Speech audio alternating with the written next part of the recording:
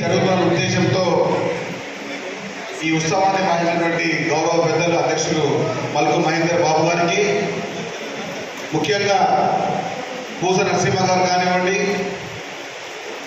మంగళపల్లి గారు రాజు గారు కానివ్వండి, వేదిక మన పెద్దలందరూ, మన శ్రీరంగన్ గారు కానీ, చాట సదనాన్ గారు, శంకర్ గారు, మన బిల్లి శంకర్ గారు, బైరి శంకర్ గారు, మన నరసింహరావు గారు, గులాబ్ సింగ్ గారు, చంద్రశేఖర్ గారు, మన శ్యామందర్ గారు, సురేష్ ఆనంద్ గారు, కంది నారాయణ గారు, మన కొప్ప పద్మ గారు, పెద్దలందరూ, మన సుదర్శన్ గారు, ఉత్సవ కమిటీ సభ్యులందరూ, నేను ఇక్కడికి అతిథిగా మాత్రం రాలేదు, ఒక కుటుంబ సభ్యునిగా వచ్చిన.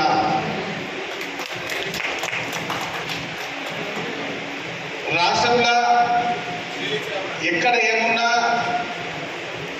ఖైరతాబాద్ అనే ఈ పేరుకి, పెద్ద వినాయకుడికి ఎంత పేరుందో, వచ్చే భవిష్యత్తులో గంగా తెప్పోసం కూడా అంతే పేరు వస్తుంది. ఎందుకంటే ఒక అడుగు వేసినప్పుడు సహకారం ఎవరిది ఉండదు. ఆ తర్వాత ఆ అడుగుపై మనం వేసే శ్రద్ధ శృతి ఉన్నప్పుడే మన వ్యవస్థకు పేరు వస్తుంది. మీరు ఏ సమయంలో ప్రారంభించారో, ఏ సమయంలో కాంతి తీసిరో, ఆ బ్రహ్మ ముహూర్తమే ఇప్పుడు ఈ ఉత్సవాలకు నాంది పలికింది. కాలం నిర్ణయిస్తుంది ఎవరు ఏ పని చేయాలి, కాలం సమాధానం చెప్తుంది ఎవరు ఎక్కడ ఉండాలి, కాలమే నిర్ణయిస్తుంది ఎవరు ఏ స్థాయిలో ఉండాలని.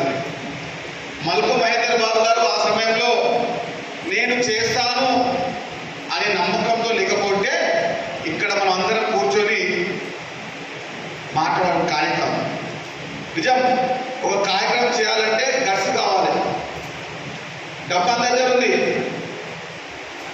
అందరి దగ్గర డబ్బు ఉంది, దమ్ము కొందరి దగ్గరే ఉంటుంది.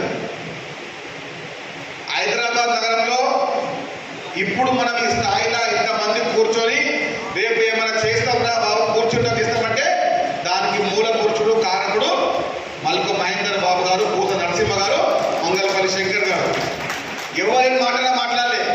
మేము వస్తాం, మెట్టు సాయికి వస్తాడు, కంది నారాయణ వస్తారు, మొట్టగొప్పలు వస్తారు, శ్యామ్ సుందర్ వస్తారు, శంకర్ అందరూ వస్తారు. ఎప్పుడు వస్తారు?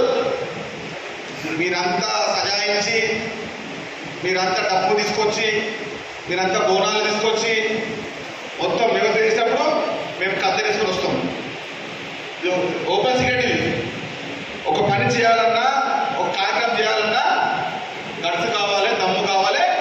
ఆ దమ్ము కూడా ప్రతి సంవత్సరం చేయాలంటే దానికి గుండె బలం కావాలి. కాబట్టి ఎంత వచ్చినా, ఏ పని వచ్చినా మల్కు మహేందర్ బాబు గారిని ఎప్పుడూ చరిత్ర మర్చిపోదు. చరిత్ర ఎప్పుడూ మర్చిపోదు. ప్రతిసారి నేను చెప్తా ఉంటాను, కాకా ఎంత ఖర్చు అవుతుందంటే చెప్పడు. ఎందుకు? కష్టం వచ్చింది ఆయన అకౌంటే, లాభం వచ్చినప్పుడు ఆయన అకౌంటే. ఇక్కడ ఎంత కష్టమే లాభం ఉంటుంది. ఏమన్నా లాభం ఉంటే కాకనే కదా. అంటే ఒక్కోసారి బయట వేస్తుంది.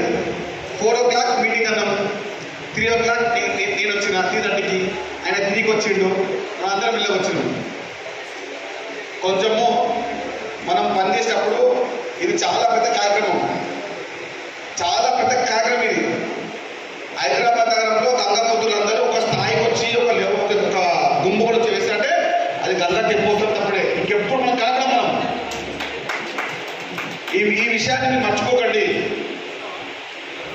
ఈ విషయాన్ని మీరు మర్చిపోకండి. 1,00,000 మందికి తక్కువ కాకుండా ఉండాలి.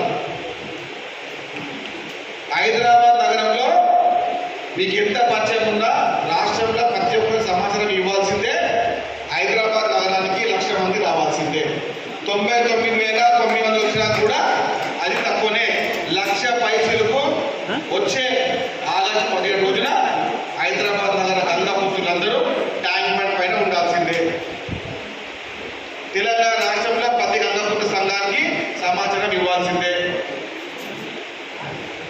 మనని చాలా మటుకు అందరూ ఏమనుకుంటారు, 10 సంఘాలు ఉన్నాయి, 8 సంఘాలు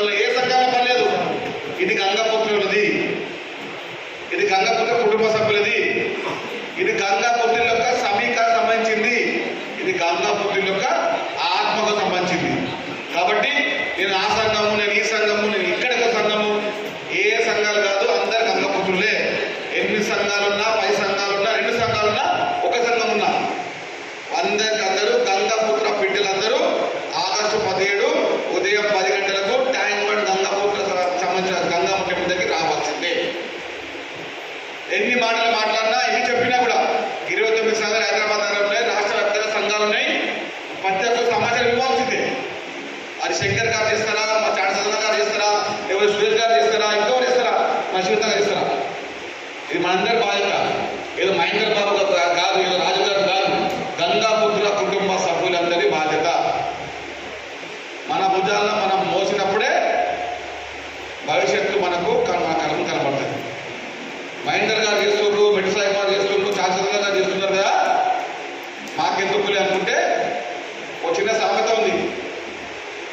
ఒక రాజు చెప్పిండట, ముందు కుండ పెట్టి అలా పాల్గొమని చెప్పి, ప్రతి ఒక్కరు వచ్చి అందులో నీళ్ళకి వస్తారు.